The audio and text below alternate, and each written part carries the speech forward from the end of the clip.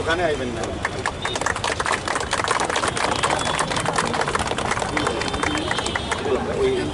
আনেন আনেন আনেন।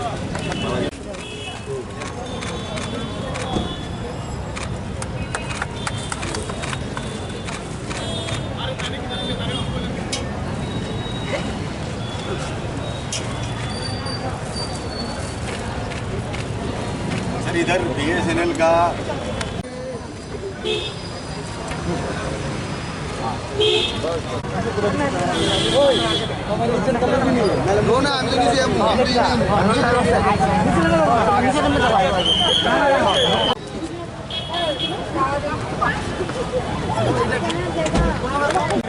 আমার ছোটবেলা আমার বাড়ি এটাই সরলা ভবন।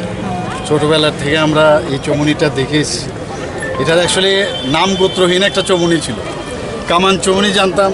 আমরা যখন স্কুলে পড়তাম তো কোথায় বাড়ি বললে বলতো ওটা কামান চমুনির পাশে, অথচ এই গলি দিয়ে আমরা ঢুকি, সেই গলিতে আমার বাড়ি, সামনের দিকে এখানে বাড়ি। এবং আমি নিজে দেখেছি এখানে এই যে আগরতলা, এখান থেকে 0 মাইল ফলকটা আমি নিজের চোখে দেখেছি আগে, সেটা দেখতে দেখতে মাটির নিচে চলে গেছে। এবং এখান থেকে আমরা প্রায়ই আমি বিভিন্ন ভাষণে আমি বলেছি যে কোথার থেকে শুরু হবে। আজকে যদি আমি বলি যে উদয়পুর কত কিলোমিটার, তা আমরা তখন মাইল বলা হতো যে কত মাইল, তো 50 মাইল 60 মাইল বা অন্যান্য ধর্মনগরই বলুন, তো কোথার থেকে শুরু হয় এটা অনেক লোকের জানা ছিল না। এই মাইল ফলকটা এখন পুরে কিন্তু বের করেছে, আপনারা দেখেছেন এখানেই আগরতলা 0, এখান থেকে শুরু হয়েছে। আর এটা একটা আইসোলেটেড এরিয়া ছিল, এটা আমরা বলি আইল্যান্ড। এবং কামানচুমনির পরিবর্তে এটা নাম গোত্রহীন ছিল। তো আমরা সবাই জানি যে মহারাজা বীর বিক্রম কিশোর মাণিক্য বাহাদুর ছিল ত্রিপুরা, আধুনিক ত্রিপুরা রূপকার। তা আমার একটা ইচ্ছে ছিল এখানে সমস্ত বাড়িঘরের সমস্ত, আপনি দেখেছেন এখানে যারা দোকান পাট ছিল সমস্ত মহারাজার চিন্তাধারারই এখানে এইভাবে দালানগুলো হয়েছিল।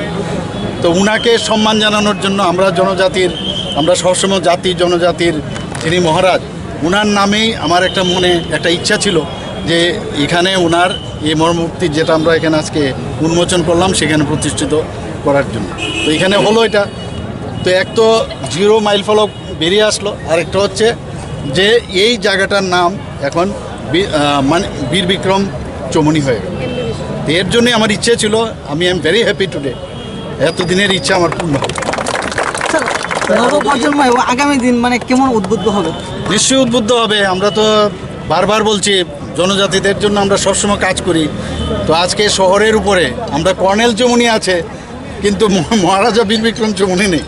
তো এটা একটা বিশাল বিষয়। তো এর জন্য আমি খুব খুশি এবং মানুষ নিশ্চয়ই উদ্বুদ্ধ হবে। বিশেষ করে আমার জনজাতি ভাই বোনেরা এখানে অনেকেই আছেন, তারা তো নিশ্চয়ই খুশি হবেন। আমরাও খুশি যে মহারাজাকে আমরা সম্মান জানাতে পেরেছি।